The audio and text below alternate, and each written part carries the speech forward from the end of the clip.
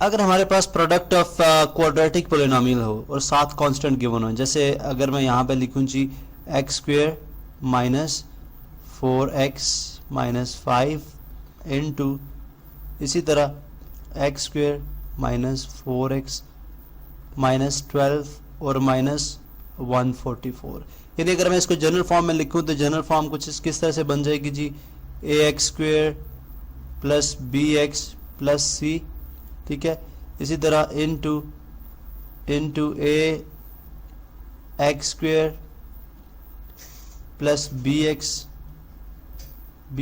Plus d plus k, यानी constant के given है यहाँ पे। इस स्पेशल केस के अंदर जो इम्पोर्टेंट बात है, ये जो एक स्पेसिफिक बात है, वो ये है कि a x square plus b x और एक्स स्क्वेयर प्लस बी, यानी जो फर्स्ट 2 टर्म्स ऑफ क्वाड्रेटिक हैं, क्वाड्रेटिक पोलिनोमियल है, वो दोनों सेम है। दोनों क्वाड्रेटिक पोलिनोमियल के अंदर जो पहली 2 टर्म्स हैं वो दोनों सेम है, एक जैसी हैं, ठीक है। अब जब इस तरह की सिचुएशन आएगी तो हम इसको किस तरह से सॉल्व करेंगे।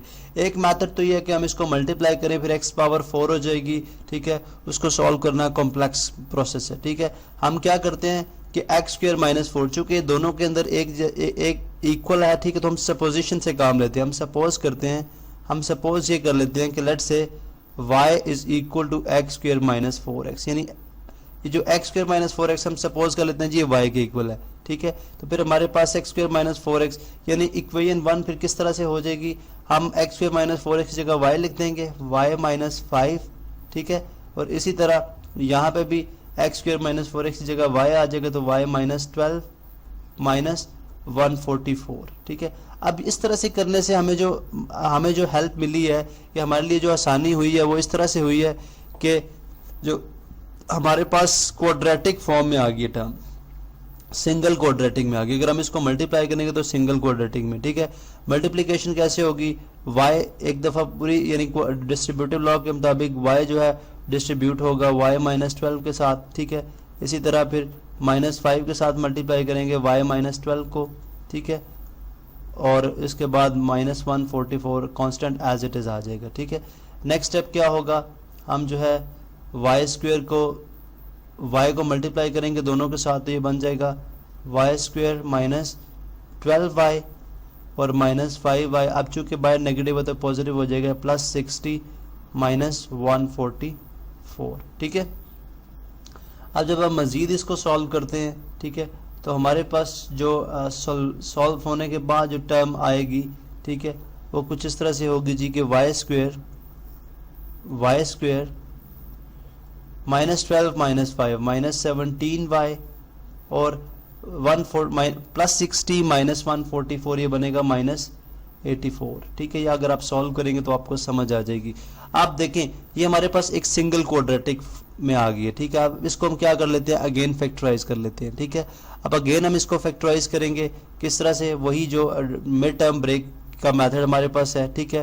प्रोडक्ट जो है वो 84 के इक्वल, माइनस 84 के इक्वल होना चाहिए, और जो सम है माइनस 17 के इक्वल, तो ये हम कर चुके हैं। इस पर क्या बन जाएगा जी, वाई स्क्वेयर माइनस जो पॉसिबल फैक्टर है इसमें माइनस 21 वाई प्लस 4, ठीक है, ये नेगेटिव है, प्लस 4 माइनस 84। अब 24 इंटू माइनस 21, सॉरी ये वाई होगा, minus 21 y into plus 4 y, ठीक है, ये बनेगा माइनस 84 वाई स्क्वेयर, ठीक है, और माइनस 21 वाई प्लस 4 वाई जो है माइनस 17 वाई बनता है, ठीक है। अब यहाँ से y कॉमन आ जाएगा तो हमारे पास बच जाएगा y माइनस 21, ठीक है।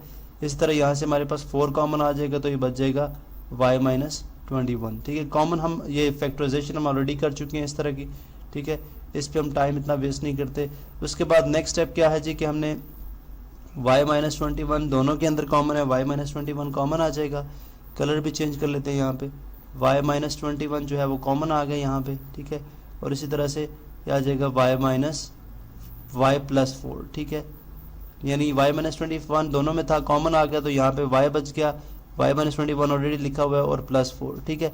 अब यहाँ पे चूंकि y हमने सपोज किया हुआ था, ठीक है, y हमने सपोज किया था y किसके इक्वल है, यहाँ पे मैं इसको स्क्वायर बॉक्स में लिख देता हूँ, y इक्वल है जी एक्स स्क्वायर माइनस 4x। हम दोबारा से रिप्लेस करेंगे वैल्यूज़, ठीक है, हम दोबारा से इसकी वैल्यू रिप्लेस करेंगे तो हमारे पास बन जाएगा x square minus 4x minus 21, ठीक है।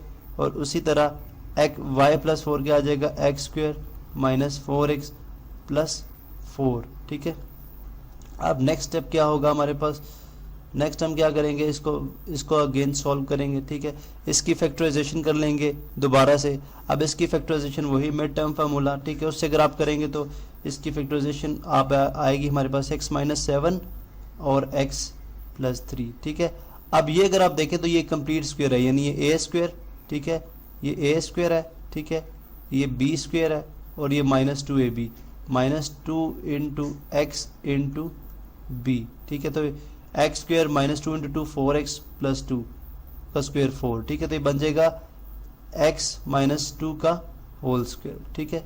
तो हमारे पास अगर आप देखें हमारे पास फैक्टराइजेशन किस तरह से हो रही है जी, x माइनस 7 एक फैक्टर है, x प्लस 3 दूसरा फैक्टर है और x माइनस 2 तीसरा फैक्टर है और x माइनस 2 ही हमारे पास चौथा फैक्टर, यानी x माइनस 2 को होल स्क्वायर को हमने x minus 2 into x minus 2 लिख लिया। तो आपने देखा किस तरह से हम जो है वो फैक्टराइजेशन करते हैं, ठीक है, कि जब हमारे पास दो क्वाड्रेटिक पॉलिनोमियल का प्रोडक्ट हो और उनके अंदर जो स्पेशल बात है वो क्या है कि दोनों क्वाड्रेटिक पॉलिनोमियल के अंदर जो फर्स्ट 2 टर्म्स हैं वो दोनों में सेम हो। तो उस केस में हम सपोजिशन से काम लेते हैं और हम इस तरह से फैक्टराइजेशन को आगे लेके चलते हैं। नेक्स्ट लेक्चर में हम इसी पे कुछ और एग्जांपल्स लेंगे, कुछ और तरह की जो है जिसके अंदर जो है factors give product of factors given होते हैं और उस केस के अंदर हम किस तरह से फाइंड आउट करेंगे।